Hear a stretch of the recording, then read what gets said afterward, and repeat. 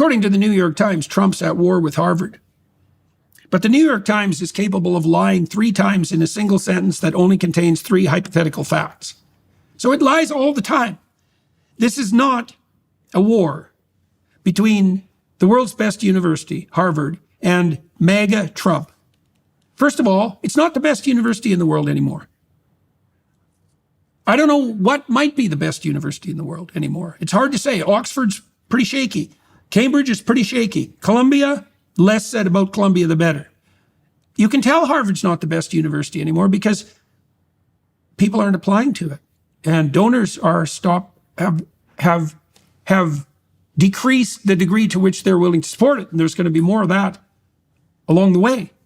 For a long time, one of the highlights of my life was the fact that I had taught at Harvard, that I was selected on the basis of my merit for a position there. And now, you know, it's not something I bring up. I never did bring it up, you know, except when it was appropriate, but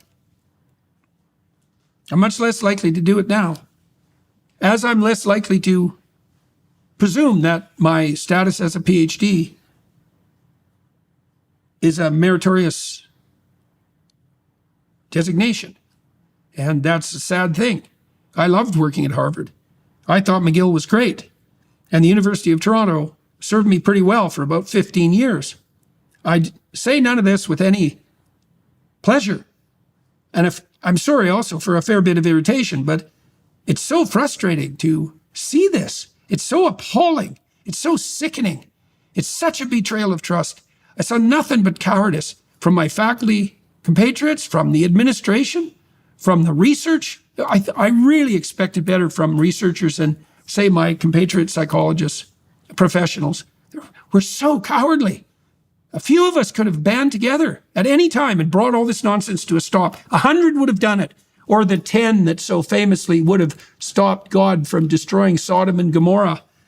It would have just taken a very few people, and they didn't show up.